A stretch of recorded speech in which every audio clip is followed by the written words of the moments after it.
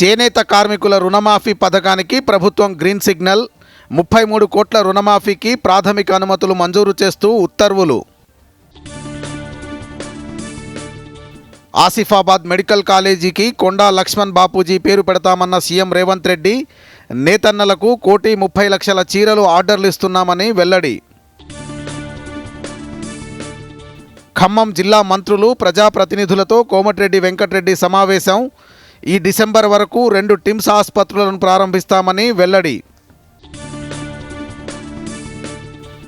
మహిళా దినోత్సవం రోజున కూడా సీఎం రేవంత్ రెడ్డి అబద్ధాల పరంపర కొనసాగిందన్న హరీష్ రావు.